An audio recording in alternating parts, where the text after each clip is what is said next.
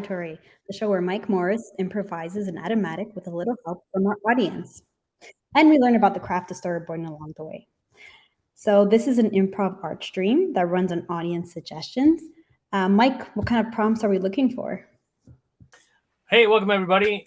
We are looking for three things. We're looking for two characters, we're looking for a setting, and we're looking for a conflict. And pretty much sky's the limit. So actually not even sky. You can go space if we really want to, but anything you guys want to come up with, we will filter through and see which ones we like the best and chat about it and go from there. So send us your ideas. All right, while we're waiting for that, let's talk about some storyboarding, shall we? Yeah, sure. So what surprised you the most when you started working as a storyboard artist? I know we talked about this like briefly a minute ago, but I think one of the things that was the most surprising was just like the amount of things I'd never really cared to draw before. All of a sudden I was like drawing them all the time. Even mundane things like props and cars and stuff that like personally I wouldn't be like, oh, I feel like drawing a car today, you have to draw that and there's no arguments about it. You just do it, because that's what your assignment is. Yeah. So were there times where you're like, oh, like, I don't know if I could do this over and over again? Like, were you at a point where you're like, I can't take this anymore, I don't think I'll be a storyboard artist? Or you just kind of push through it and... Oh, I don't know. Everybody has their times. Everybody has their times when you're just like, and they're done. Like They just want to slink in their chair and go find a place to, curl up in a ball and sleep, your troubles away or something.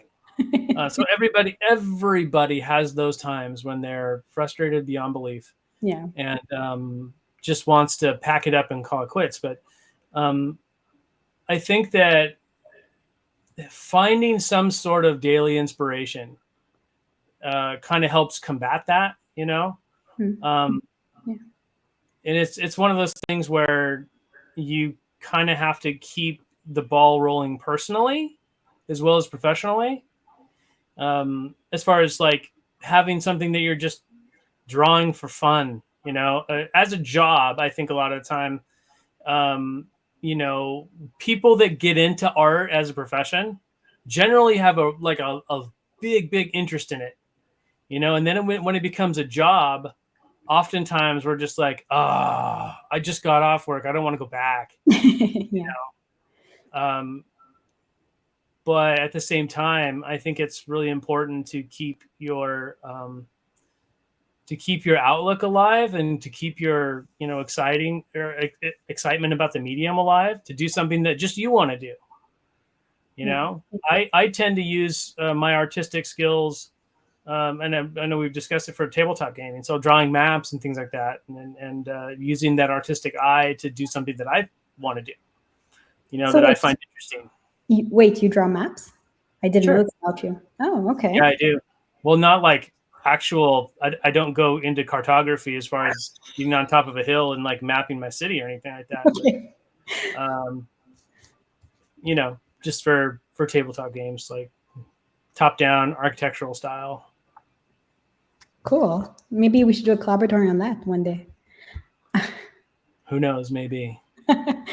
Okay, we have a couple of suggestions. All right, what is our fine chat got for us today? Okay, so we have characters: a depressed fish, an octopus that dreams of walking on land. I want to go where the people are, so a little bit of a Little Mermaid there. Some Little Mermaid. A setting could be the Iron Chef tournament. They're both like dreaming of stuff while other fish are being killed all around them. Yeah, it got dark. It got dark really quick, but super funny. Whether or not they're going to face the reality of the situation. Another one is a frustrated artist in a post-apocalyptic Muppets with Mad Mask like puppeteers. Another one is, can you make a story with two characters who's in a desert and they won't share their provisions in a conflict? You know, I think I'm gonna go with the one that made me laugh. Let's do Iron Chef tournament with octopus and depressed fish. I think that the conflict there, you know, is kind of mentioned that the fish is facing reality and the octopus is not. Yeah. So, all right, that's our inspiration for today. So let's get that underway, shall we? All right. So, if I'm not mistaken, see, I'm a Master Chef guy. I haven't really watched Iron Chef, but so we'll do something sort of based a little bit more on the Master Chef kitchen. And we can start with I think we should start with a table like this. We'll start in close, right? Because we don't necessarily want to know where we are yet. So we'll start in close with like a table of some kind, and like let's see, what would they keep fish in? We need some sort of bowl or glass container. Because a fish bowl would be kind of weird just to have on the table. Generally, the fish are already dead, but Yeah. I think this could be like some sort of like serving tray. You know, speaking of things that you don't normally draw, who draws serving trays as a general, you know, course of action? I'm guessing not a lot of you. No.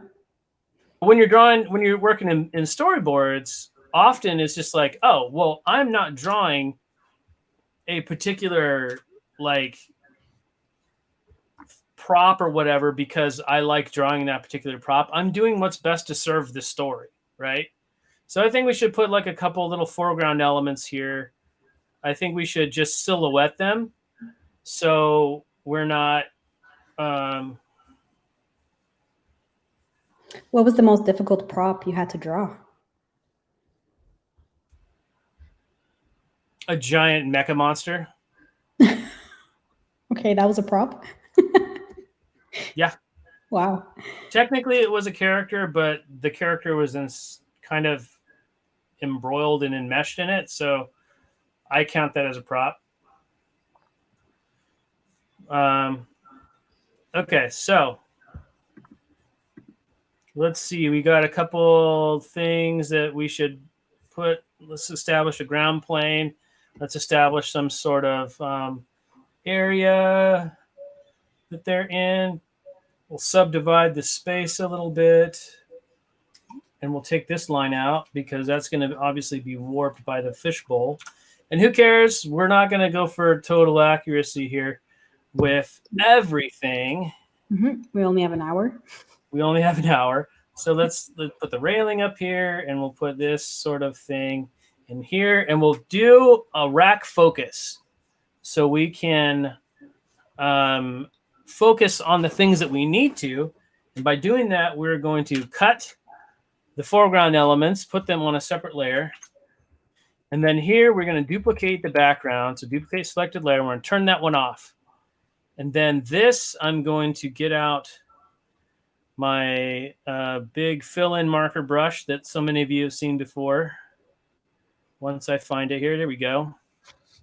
And I'm going to put in a light wash of stuff here. So that is going to, oh, I forgot to put it on behind. So we're going to redo that, set it on draw behind, and use this handy little fill-in button and go like this. And what did you call this again? Huh? What did you call this again? A wrap? Rack focus. Okay. Well, racking focus is like when you have a background that's blurred, and then you have foreground that's clear, and then you switch it. So that's what a rack focus actually is. But sometimes we just call it a rack focus. Okay. So, and then we can also take our cutter tool and cut this section of it out and give it that appearance of the glass is distorting the color by just changing the color one lighter. Cool. So that's a fun little trick that you can do. But now we are going to convert to bitmap layer. That's going to give us some settings there. Artwork may be cropped when converting. Yes, we know. And then we're going to go to layer, apply effect, blur. And we're going to preview the blur, because in 20 you can do that. We need it higher. I'm going to preview that blur. See, now the background, we've got a little bit more cinematic of an effect, right? Yep. Okay, there we go. So, okay. So now if we need to change anything, we still have the original background drawing and we have the copy.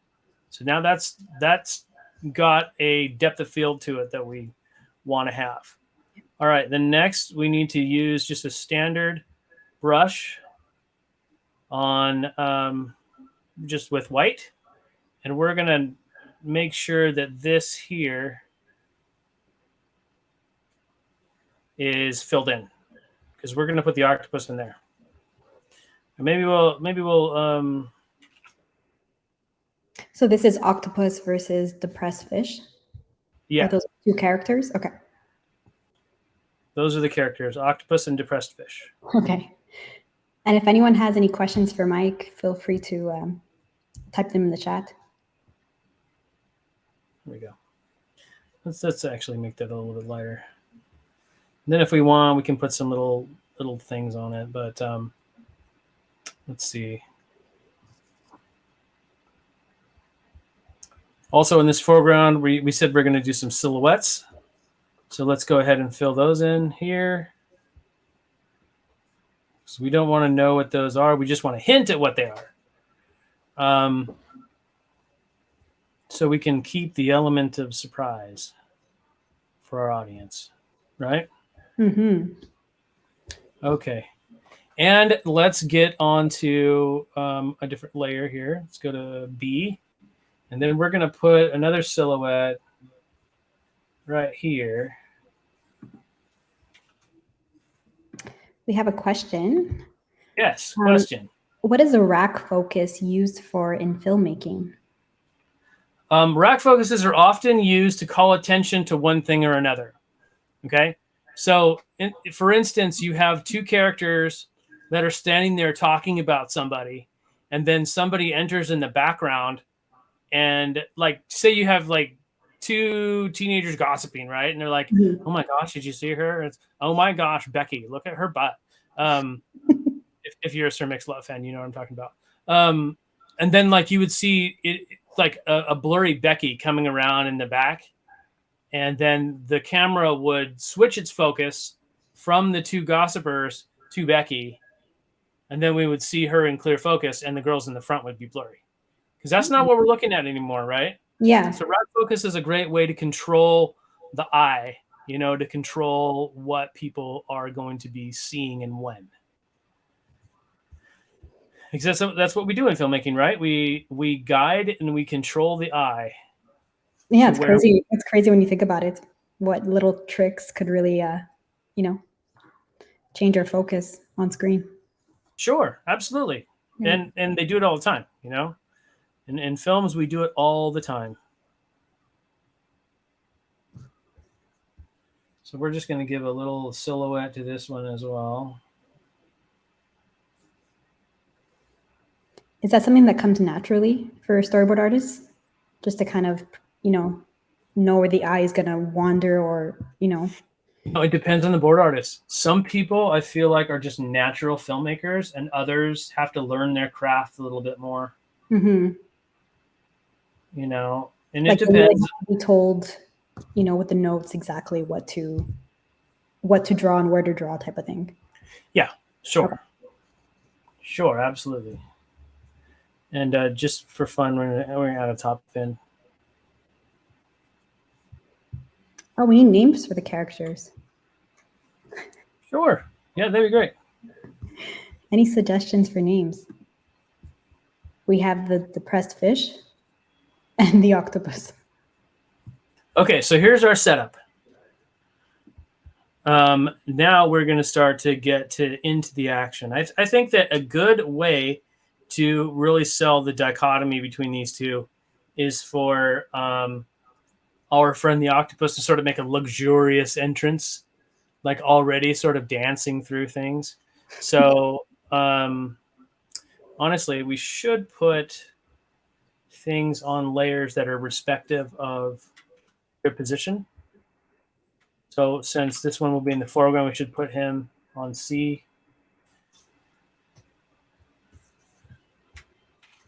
Just to help keep that straight, right? So our layering is proper.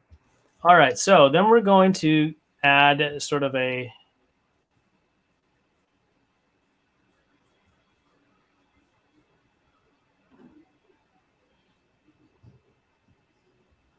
The octopus definitely has an advantage here. yeah. Well, you know, for those of you who have seen the movie Finding Dory, the animation on that octopus was just divine.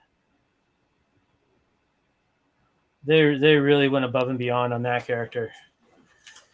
I mean, you could, if you really want to make like a pristine animatic, you could go and split that. And I always find that it helps in the motion to add just the little starts of those things.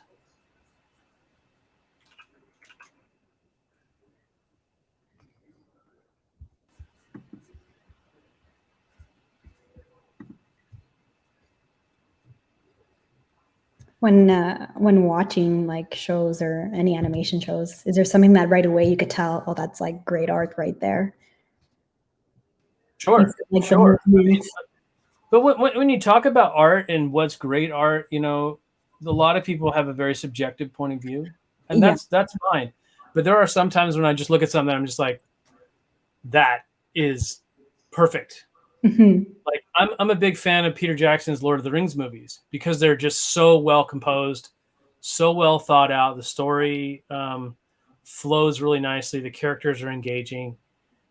So that for me is like into where I'm like thinking of gold standard type cinematography. Mm-hmm. But there's a lot. I mean, The Incredibles has some really great cinematography in it as well. Yeah. One may say it's incredible.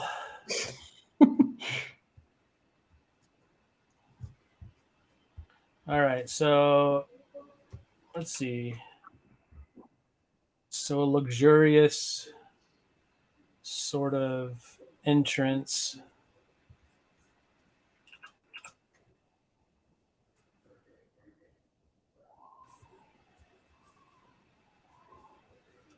We also have to figure out what the prize is.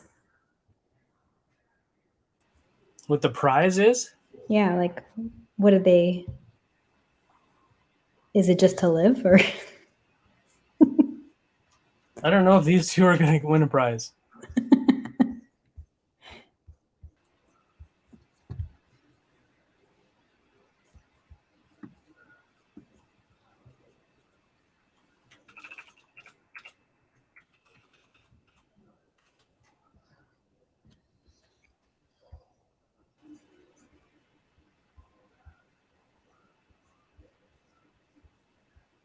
Because they're just having a conversation while the competition is going on behind them.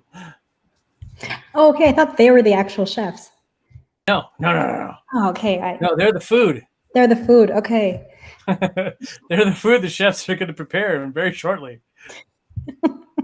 That's why the fish is depressed and the octopus is living in dream world. Okay, now I get it.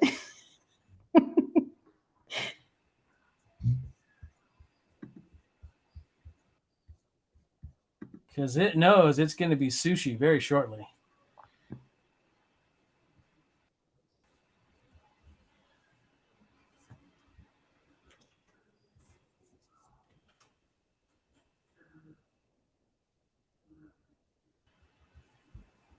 Okay.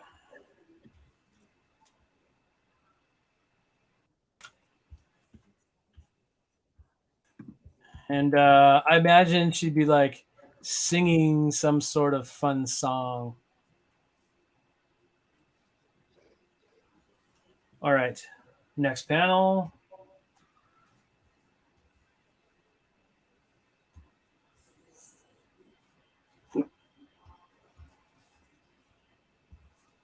So if you had to teach one thing to students, like what would that be in storyboarding?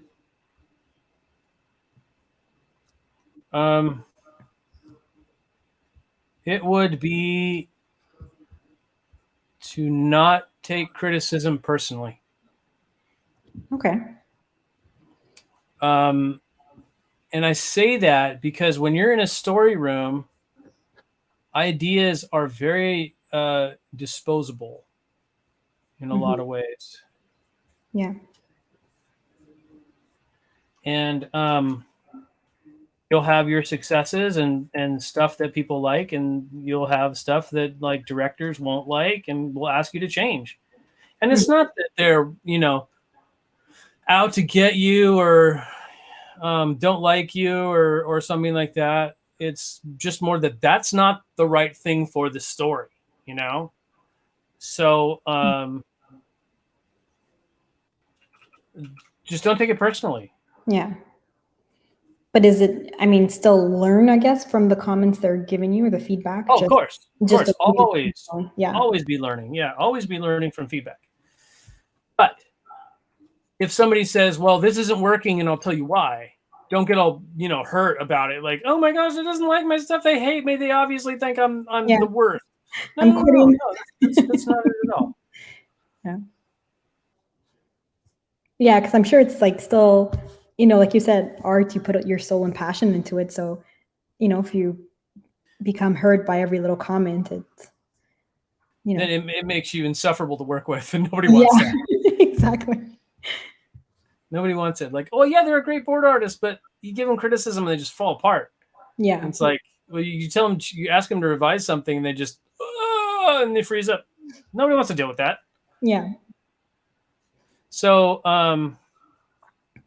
just learn to roll with it and be cool with stuff. Like my wife and I have been watching a lot of Impractical Jokers, right? This show that's on True TV or TBS. I don't remember exactly what network it's on, but those guys don't get hurt about anything.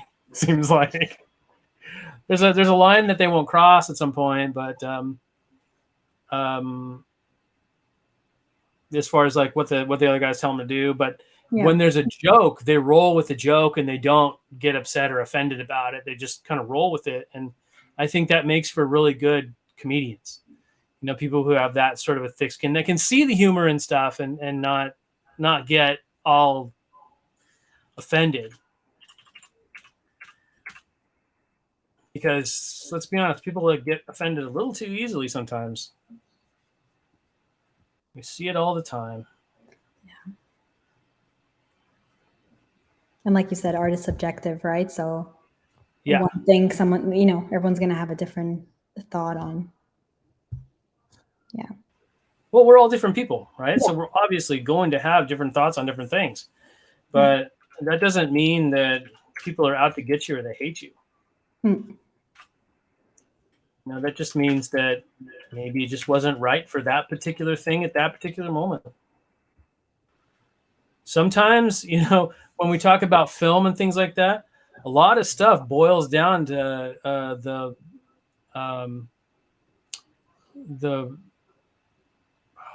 Bob,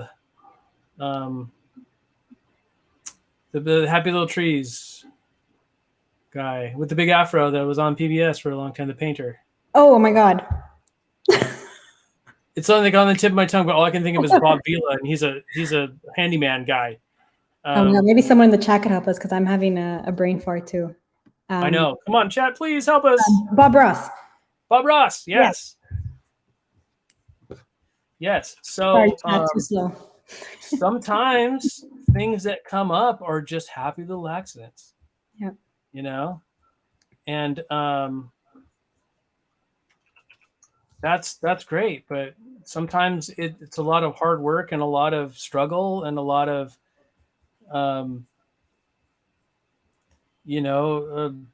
for lack of a better term, blood, sweat, and tears to get a storyboard done. And everybody's working real hard, and you have to collaborate well with each other. Yeah.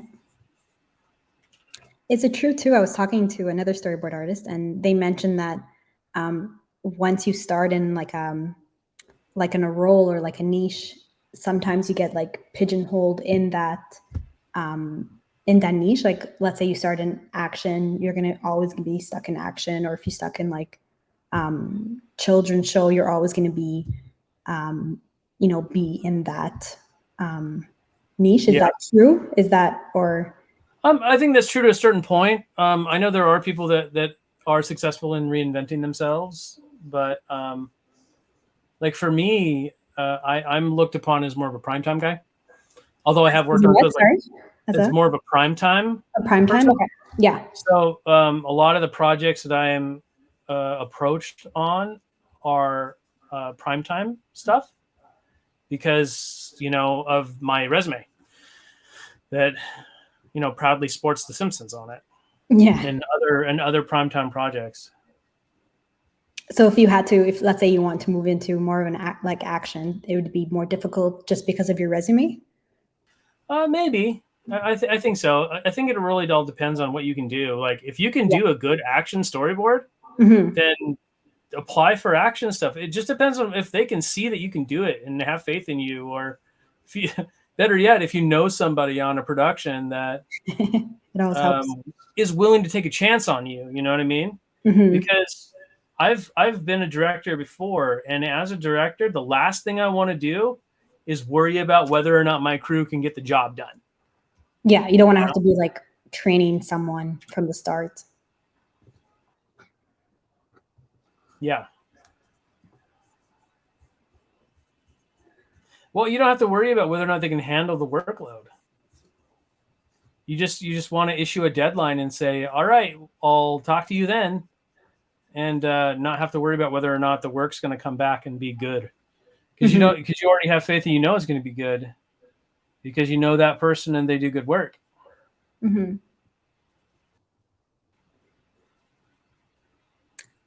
do you find, let's say you don't have, I'm just giving an example now, but let's say you don't have any action shows on your resume, but you still have a portfolio with, action storyboards. Does that help, or does that still? Oh yeah, absolutely. Samples are always help with showing and showcasing that you are capable. That always helps. So like if you have a particular thing that you really want to go into, as far as action tends to be a little bit harder to get into a lot of the time because it's a lot of the time a pretty tight-knit bunch. Okay. But like a lot of like comic book folks end up becoming action board artists if they go in animation. Okay. I know several guys that have, and girls, ladies too. Let's not neglect the ladies of action that have gone into that and pretty much stayed because that's where they wanted to be. So it's better to find what you're more passionate about and then stick to it. I think so in a lot of ways, but sometimes you sort of get pigeonholed by the opportunities that come up first. Yeah. So like, I need a job. I want to work in this industry. I need somebody to give me, a chance. And then that chance comes along, but it's like, oh, it's a preschool show, but I want to work in like more adult stuff. Oh, well, this pays pretty well. It pays what? And then they jump on it. So, oh, hello, wonderful day. We have some names for our characters. So we have Annabelle and Dave. Annabelle and Dave? Or Herman, Raymond, Kenneth, Rosemary, Cindy, and Rhonda. We only have 2 characters, so we'd have to narrow that list down. Yeah. But it's a good list. It's a good list. Yeah, I kind of like Cindy and Raymond. Cindy and Raymond. Yeah. Or Dave. Which one, Raymond or Dave? Dave's good too. I think Dave is an all around. mean, anyone could be a Dave, right? Hmm. I have a brother-in-law named Dave. Do you like him? Well, his name is David, but I call him Dave. Okay. All right, so we have I feel like singing, yeah. Lovely day, don't you think? And then we're going to do a show. We have a question from the audience. Looking for over the shoulder here. Now we're going to get into derpy drawings because we're just going to try and get things done. Yeah, I know. Sorry. It's 4:30 and... It's okay. So we're going to get into derpy drawings now. And Fish is going to have his back turned because he's depressed. Kind of fat. That's what makes him so succulent and juicy. Yeah. Sorry, Fish. You were just born with a delicious body. Yeah. I mean, I get why he's depressed. He's in that, small little fishbowl. Yeah. Well, he's more and more along the lines that he's going to give up on life because he's about to get eaten. Let's make those fins hang down a little bit more, huh? And then we're going to hook up the tentacles. So this one would be like right up here. Then maybe we'll put like a hint of the container it's in. No, we won't because he's leaning way forward. Lean him even more forward than at that. Lean him more forward. Skew that, slant it a little bit. And then finish in that one tentacle. Maybe we'll put one right here just so it doesn't look weird. Right? Okay. All right. So, wonderful day. I think he needs to just slowly turn around. I mean, you can do this in the timing of it, but since we're running out of time rapidly. Yeah.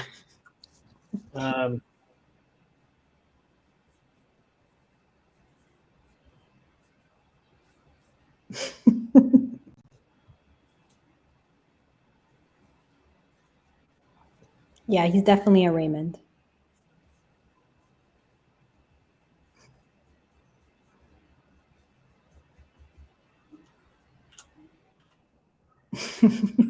What's good about it?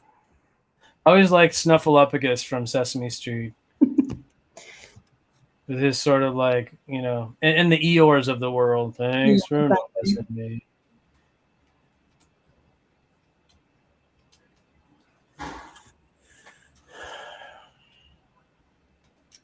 What's so good about this?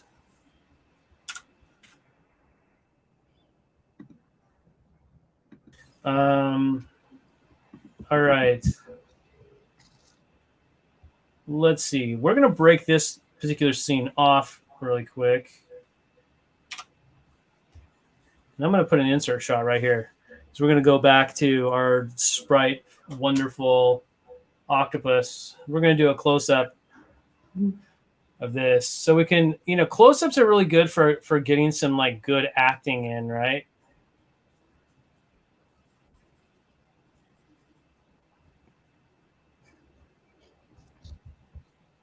We have a question from the audience. Yes. What is the industry expecting from upcoming artists? I don't know if that's depends on, I guess, the situation. What is the industry expecting? It depends on the job that you want to go to. But one thing I can say they're universally expecting is that you're able to draw and that you're able to act and you're able, if you're working in comedy, that you're able to be funny. Mm-hmm. I think that would be something that would be pretty universally expected. But you know how to be a filmmaker. You don't necessarily know the tools, but you're learning the tools right now, in fact, watching this stream. So you should watch this stream all the time. On repeat.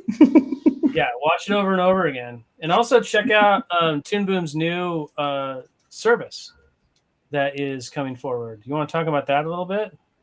Sure. So we have the animation study. So it's 18 videos. It's on Harmony only right now, but they're short videos that you can watch. It's $35. and you can watch them on your own time, so it's convenient. Yeah, we could share the link with you in this in the chat. There could be some Storyboard Pro stuff on there, though, sometime. Yeah. We don't know. I mean, soon. We don't know. What's so good about today? Oh, you know. Let's see.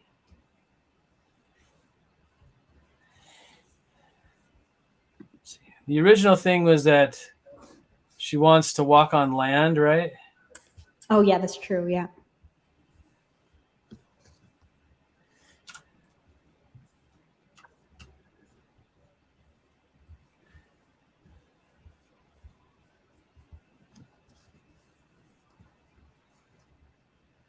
It's too bad we don't have more time.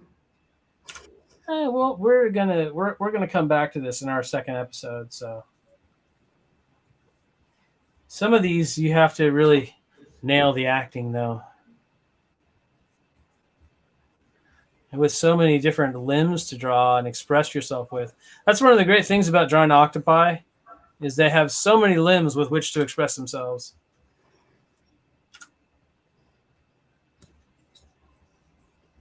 Us humans, we only get a paltry 2 because we're standing on the other ones.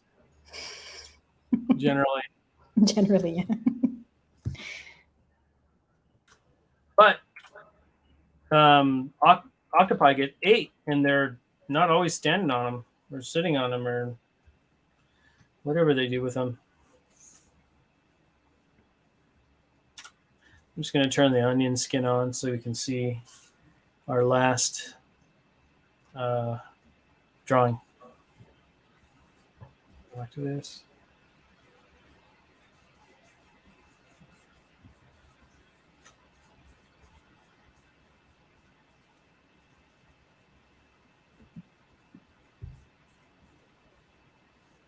And so with this one, this octopus's mouth is way down below the sort of beakish mouth. Mm-hmm. So we have to do all of our acting in the eyes. You know, and if you see the book, The Illusion of Life, there is a great eye chart. Actually, I have it here on my mirror that has a really nice eye chart with different sorts of expressions. But like, that's where like figure and gesture drawing really comes in handy as an artist, and something that is to be practiced, especially that one who is asking about what's expected of you. Mm-hmm. Good expressions on your characters. Yeah. That is expected of you. Yeah. So if you're not getting jobs because of your drawing abilities, you would say definitely practice those expressions and very fundamental skills. Yeah. We have another question. How clean should you go for sequences in a portfolio versus your storytelling skills? I don't know. That's often very subjective because, again, some shows will want a more polished product. Some will be like, no, don't do that. Keep it rough. Mm-hmm. We want to see everything, you know? So I like to have like a happy medium where you know what's going on. A lot of the times, the rule of thumb is heads and hands, right? Mm-hmm. So if the head is looking really good, you can tell the expression really clear, and the hands are clear. Yeah. The body can be a little bit rougher, and nobody cares, right? As long as you have heads and hands in good shape, and sometimes feet, especially if feet are planted on the ground, you want to make sure they look like they're on the ground plane. Okay. So, and also any sort of costuming that's special or props, you might want to pay a little bit more special attention to, at least in one drawing. Mm-hmm. But again, that you could be asked to go to work for somewhere that really likes clean boards, you know, because they're trying to save a step mm-hmm. and not have layout. So they're going to pass the layout on to you, the board artist. But, is there a way to find that out? Medium. Huh? Is there a way to find that out? Let's say, check out their social media page and like really see their storyboard like styles and then kind of get an idea of what to put? Okay. I don't think that would be too out of the realm of possibility. Especially when some studios are like actually just posting their boards on social media. This one we're going to need to adjust just a little bit.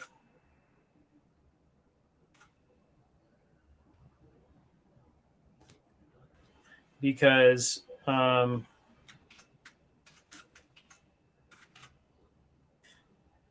we need to hook up the previous pose. Previous pose is going this way. So we're going to have our fine octopus over here.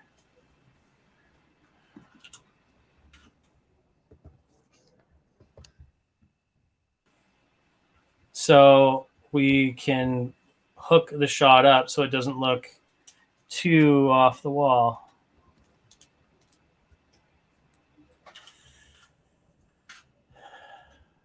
And then we'll have him talking again, like,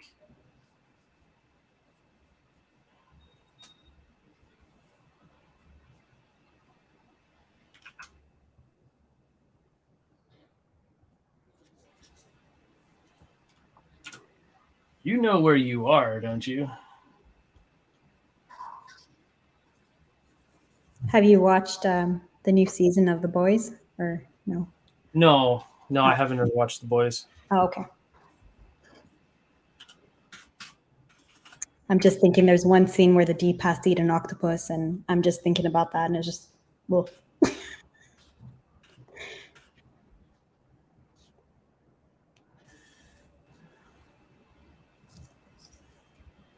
I think we should go back to another shot of like this.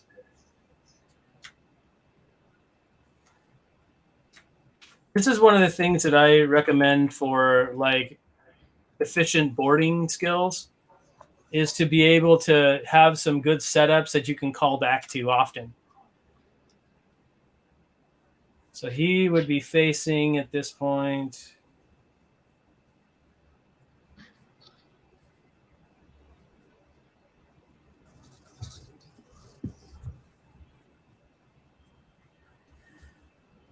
Because if you can save yourself a little bit of time just getting some nice solid setups, then you will be that much faster in your boards. Because it's something that you can keep reusing. And I think we should do something like this. Tentacles also, and you can do this sometimes with like snakes.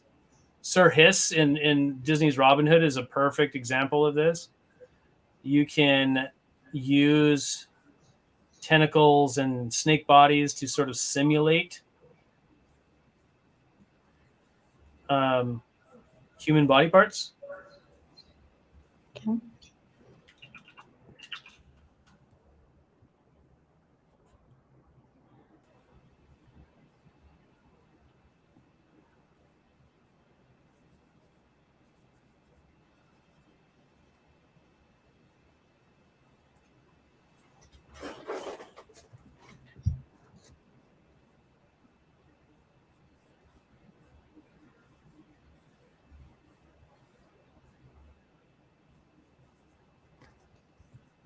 In this case, having hands like, what? You know where you are, right? Nowhere. I'm outside. That's what I know. I'm on land. Yeah. Both of their expressions are just hilarious.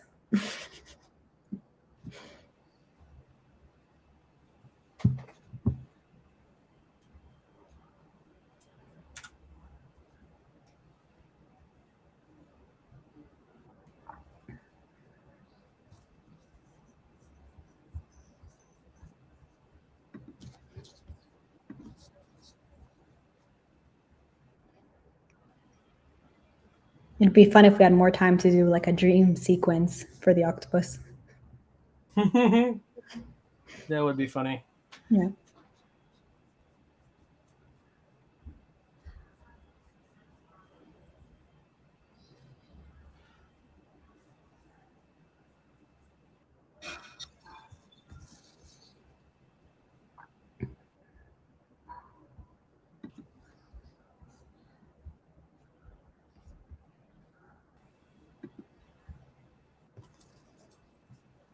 Okay.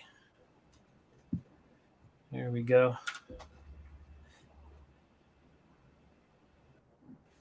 And we can keep things here a little while since we know everything that's we can use both characters and emote with them almost equally. So this will be the fish's turn.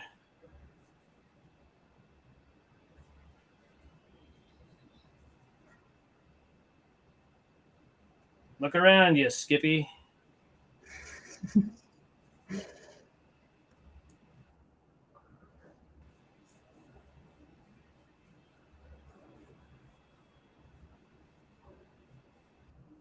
It's funny too. I just realized your cap has the fish from The Simpsons. Oh yeah, Yankee. You just knew it was going to be a fish theme storyboard. Oh, it's just one of my favorite hats. Nothing all that complicated. No clairvoyance on my part. Thank you for that vote of confidence, though, in me being able to tell the future. Yeah, you can see the future. I see the future. Only when it comes to storyboards, though. Yeah, that's the thing. Is I need to work on lottery numbers as being able to tell the future. That would be nice. You don't know where you are, do you? No, where? I'm on land. Take a look around, yeah. And I think this is one of those great places where can use like a flash zoom. You know, one's really fast truck outs. So we're gonna do that, and here's how we're gonna do it. We are going to take this and start a pan. We're gonna have to extend the set a little bit. Start a camera right here, and then put a camera at the end, and then zoom out like that. So we get like this, maybe a little bit more. Let's offset it slightly. And then we would go to this background here and turn that one off, turn the original one back on, and then extend that set out a little bit.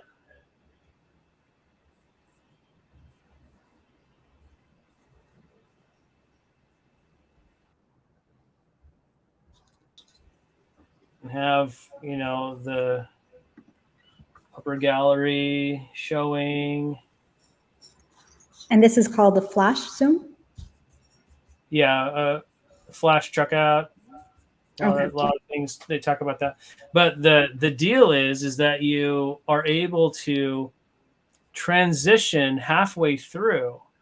So I'm going to drop a perspective guide really quick by going to the plus sign and going to guides. Now I can see that my guides are right here.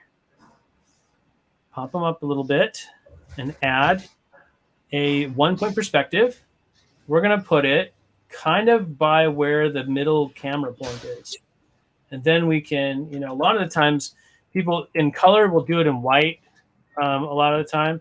And in boards, oftentimes it's just, you know, whatever color works. Mm-hmm. You can do big, like giant, thick swaths. So I'm gonna do that and get like a lighter brush and just get some big swaths of color in there. Well, not color, but tone.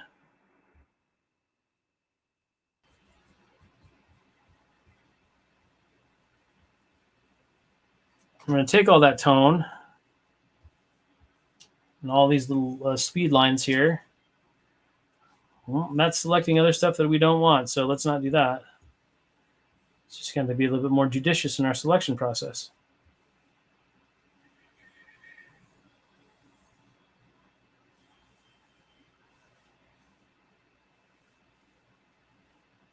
We still selected a bunch of stuff we didn't need. So we're going to have to shift select. That's just going to get us what we need by not having to select everything all at once, just little bits at a time. Doop. Doop. Cut that, put that on the top layer, where our effect would be.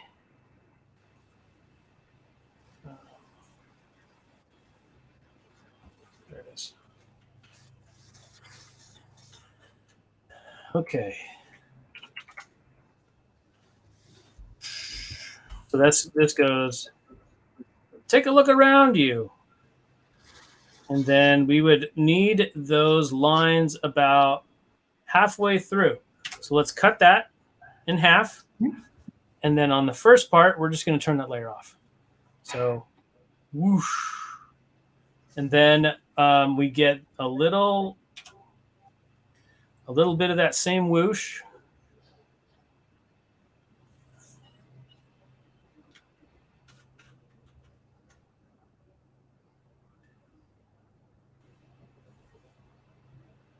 On this first drawing here, we want to do a little bit of a match cut.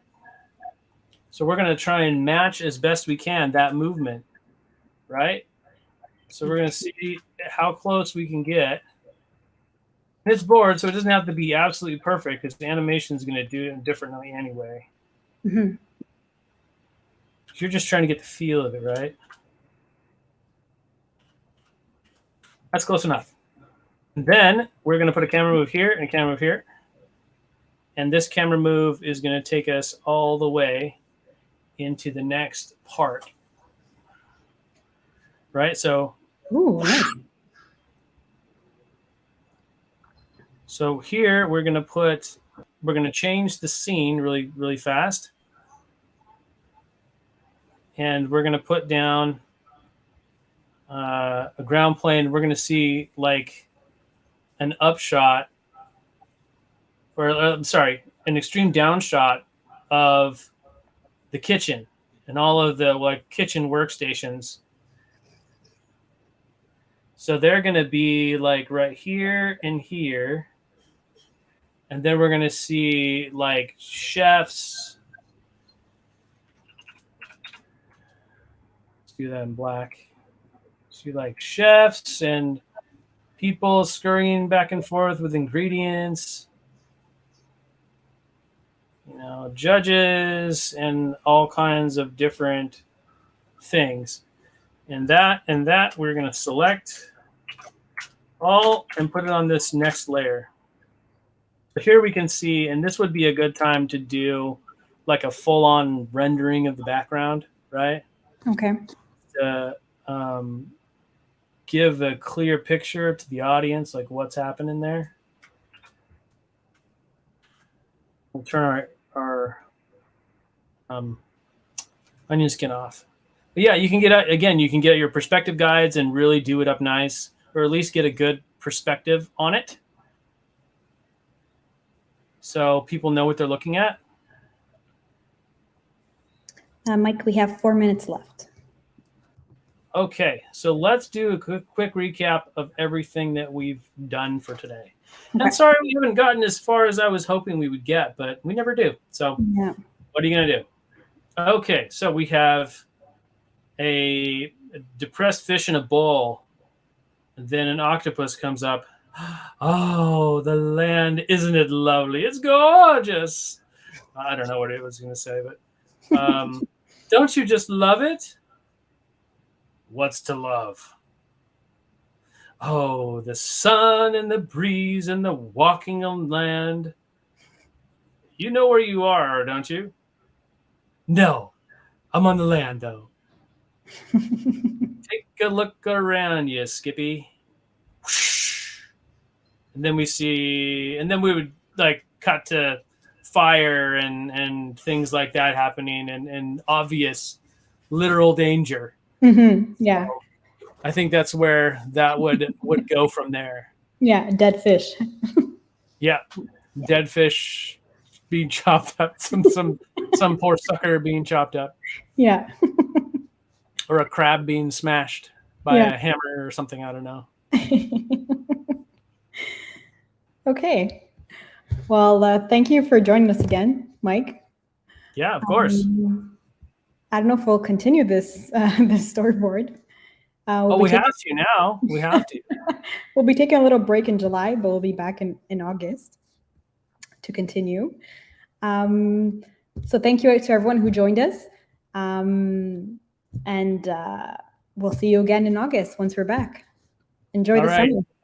Keep thinking, keep storyboarding, and remember that there is, since we're going to be on break, maybe you can get busy and get one of those trials of Storyboard Pro. 21 days, you can check it out and get some boards under your belt. Yeah, and also check out our Learn portal, learn.toonbloom.com, and great videos on there. So you can take the summer break to polish your skills. And the animation study. Don't forget that. And the animation study. Thank you, Mike. You're welcome. Thank you, everyone. See you next time. Bye.